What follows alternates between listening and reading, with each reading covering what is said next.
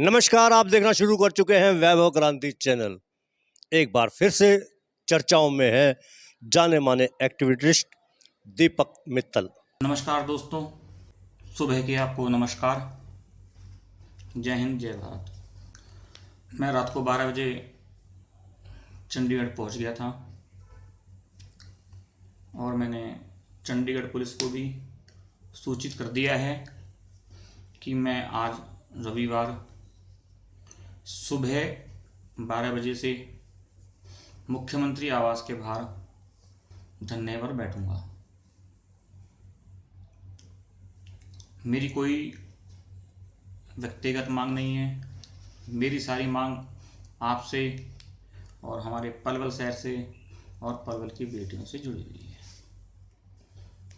मैं मुख्यमंत्री महोदय जी को पलवल के दबंग विधायक और शिक्षा माफिया, जिनका घोटाला लगभग 200 करोड़ या उससे कहीं ज़्यादा है, उसकी शिकायत भी दूंगा। पलवल पुलिस की शिकायत भी दूंगा और विशेषतः जो स्कूल एनुअल चार्ज के रूप में जजिया कर वसूल रहे हैं उसके बारे में भी उन्हें शिकायत दूंगा। आप सभी से मेरी हाथ जोड़ के रिक्वेस्ट है, मेरे लिए दुआएं करें और पलवल की बेटी जो जितनी भी हैं, हमारे हरियाणा की जितनी बेटियां हैं, उन सबका सम्मान बरकरार रहे। करनाल से प्रधानमंत्री नरेंद्र मोदी जी ने संदेश दिया था, बेटी बचाओ बेटी पढ़ाओ, जिसे बीजेपी सरकार ने बेटी बचाओ बेटी पढ़ाओ की जगह बेटी पढ़ाओ कर दिया है। धन्यवाद, आभार, जय हिंद, जय भारत। अब तक अगर आपने हमारे चैनल को सब्सक्राइब नहीं किया तो नीचे जो आप देख रहे हैं वैभव क्रांति न्यूज, इसको आप सब्सक्राइब कीजिएगा, फिर उसको लाइक कीजिए, फॉलो कीजिए और उसके बाद एक कमेंट करते हुए शेयर भी कीजिए। बहुत बहुत धन्यवाद। जय हिंद, जय भारत। मसला वही पुराना है। धर्म पब्लिक स्कूल पलवल के खिलाफ उन्होंने शिकायत जो दर्ज कराई थी, अब वो अपने बच्चों की फीस देना चाहते हैं। मित्तल दंपति का आरोप ये है कि धर्म पब्लिक स्कूल अब उनके बच्चों को एडमिशन देने से मना कर रहा है। आज पलवल के डीसी कृष्ण कुमार को शिकायत देने के लिए पहुंचे हैं दीपक मित्तल और उनकी धर्मपत्नी मीनू मित्तल। आइए जानते हैं कि क्या मसला हो रहा है आज के समय उनके साथ, क्योंकि सीबीएसई बोर्ड को भी उन्होंने कंप्लेंट की थी जिसका जवाब आ गया है। मित्तल जी, एक बार फिर से चर्चाओं में आप। दुख तो इस बात का है कि आपके बच्चों की पढ़ाई सफर हो रही है, लेकिन विवाद आपका इतना गहरा आ गया है कि मामला बहुत तूल पकड़ गया है। सर, ये विवाद गहराया नहीं है, इन्होंने खुद अपने लिए एक विवाद को बनाया है स्कूल वालों ने। आप एक बताओ कि हमारे समाज में लड़कियों की चोटी खींचकर पिटाई नहीं की जाती, बच्चों को 7-7 थप्पड़ों से नहीं मारा जाता। हमने अपने लेवल पे स्कूल में 5 से 6 बार ये शिकायत करी कि बच्चों को ना पीटा जाए, और अगर कोई आपको समस्या है तो आप हमसे संपर्क कर सकते हैं। जब हमारी सुनवाई स्कूल में नहीं हुई तो हमने इसकी शिकायत पुलिस विभाग व शिक्षा विभाग से करी। अब जब हम फीस जमा कराने स्कूल में गए तो उन्होंने कहा कि हम आपके बच्चों को नहीं पढ़ा सकते क्योंकि आप हमारी शिकायत शिक्षा विभाग और पुलिस विभाग में करते हो। तो मैंने कहा ये तो कोई नहीं अन्याय। मैंने कहा आप तो नैतिक शिक्षा पढ़ाते हो और नैतिकता ये कहती है कि बच्चों का शोषण नहीं होना चाहिए। और जे एक्ट है, पॉक्सो एक्ट है, उसमें बच्चों की पिटाई एक पाप भी है और कानूनन अपराध भी है। तो उन्होंने हमारी बात को अनसुनी कर दिया और फीस लेने से मना कर दिया। मैंने कि आप टीसी हमें नहीं दे सकते, मैंने कि बच्चों को आप स्कूल से नहीं निकाल सकते। बच्चों ने कोई क्राइम किया हो या बच्चों की फीस समय पे जमा नहीं होती हो। पिछले 12 साल से हमेशा बच्चों की फीस एडवांस में 1 साल के लिए जमा होती है, और इस बार तो मैं 2 साल की फीस जमा कराने गया था। मैंने कि कोरोना काल है, कल को व्यापार धंधे फिर बंदे हो जाएंगे तो बच्चों की फीस कहाँ से देंगे। लेकिन स्कूल वालों ने फीस लेने से ही मना कर दिया और कह दिया हम आपके बच्चों को नहीं पढ़ा सकते। अब मैं अपने बच्चों को कहाँ पढ़ाऊँ, ये मेरे लिए एक समस्या खड़ी हो गई है। वो कहते हैं जी स्कूल से निकाल के किसी और स्कूल में पढ़ा लो। मैंने कि आज तो मुझे स्कूल तंग कर रहा है तो मैं स्कूल बदल लूँ, कल को मुझे पड़ोसी तंग करेगा तो शहर बदल लूँगा, और कोई शहर में तंग करेगा तो मुझे तो देश ही छोड़ना पड़ेगा। ये मैंने कि हम तो संघर्ष करेंगे और इसमें सामाजिक संगठन भी साथ देंगे और जो धार्मिक संगठन है और जो अपने बच्चों का हित चाहते हैं वो भी साथ दें। अच्छा, आज डीसी साहब से मिले आप, पलवल के डीसी से आप मिले हैं, तो क्या जवाब दिया डीसी ने? डीसी साहब ने कहा बच्चों को पीटना तो अपराध है, ये तो होना ही नहीं चाहिए।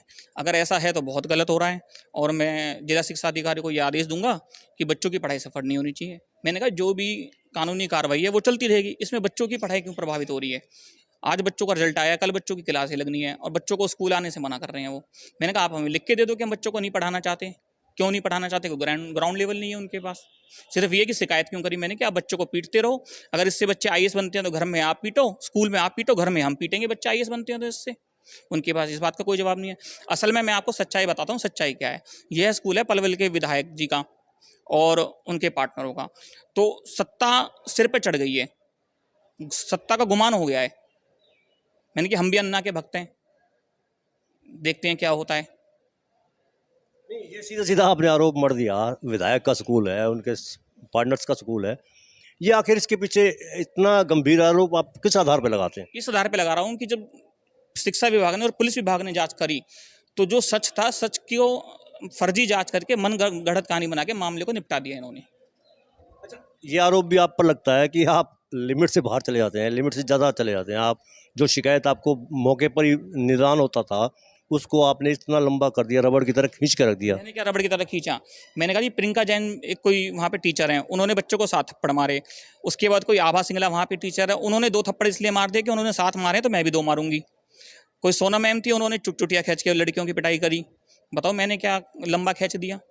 और मैं स्कूल में शिकायत करने गया हूँ हर बार। जब उन्होंने शिकायत नहीं सुनी मेरी 6-7 बार, उसके बाद मैं आगे बढ़ा। अच्छा मीनू जी, ये जो दीपक मित्तल आपके हस्बैंड आरोप लगा रहे हैं कि इनका सत्ता सर पे चढ़ गई है, क्या वजह मानते हैं कि आप ही के बच्चों के साथ इतना क्यों है क्रूर व्यवहार? पिटाई तो और बच्चों की भी होती है, लेकिन और बच्चों के पेरेंट्स नहीं आवाज़ उठाते। ये तो है नहीं खाली हमारे बच्चों की होएगी, और बच्चों की भी होती है और बच्चों के पेरेंट्स नहीं शिकायत करते हैं। अच्छा कितना लंबा अरसा हो गया ये? सितंबर की बात है। सितंबर बोले तो अब आज 6 महीने कम से कम हो गए हैं। हाँ जी। सितंबर 2021।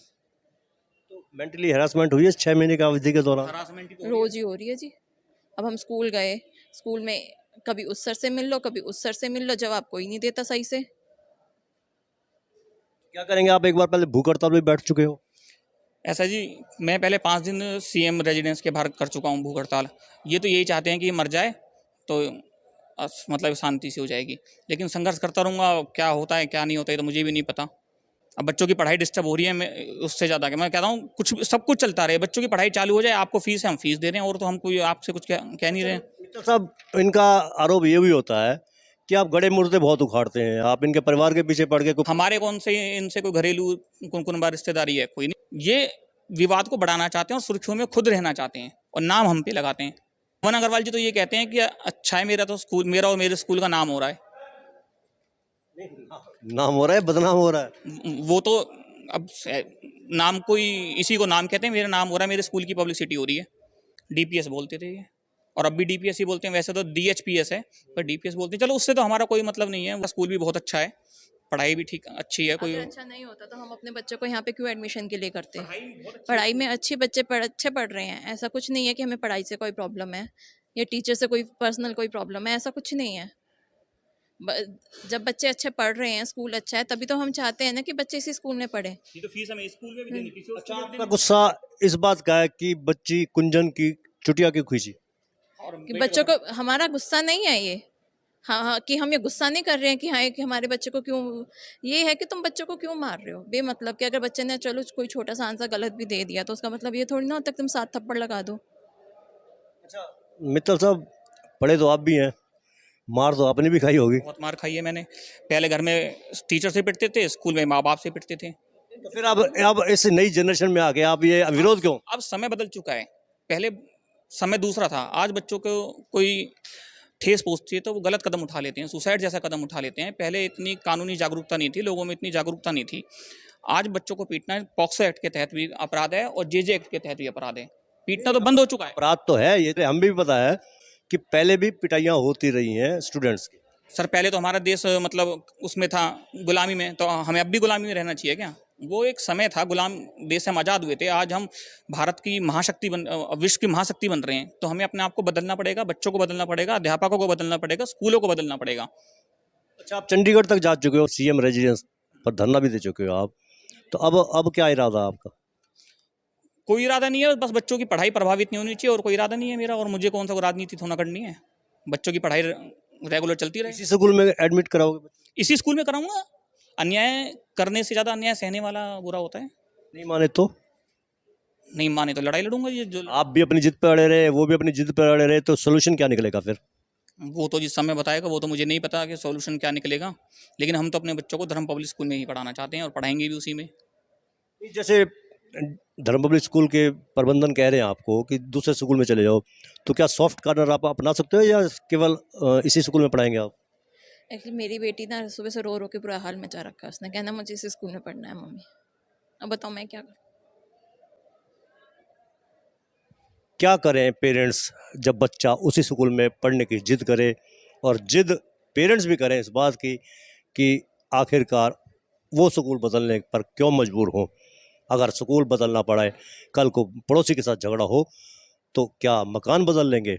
यह सवाल खड़ा कर रहे हैं दीपक मित्तल समाज सेवी और उनकी धर्मपत्नी मिन्नू मित्तल का, जिनका सीधा सीधा आरोप यह है कि धर्म पब्लिक स्कूल उनके बच्चों को इस नए सेशन में लेने को तैयार नहीं है, जबकि वो 2 साल की फीस हर बार की तरह अग्रिम जमा कराना चाह रहे हैं। डीसी ऑफिस से सतीश भूटानी, पलवल।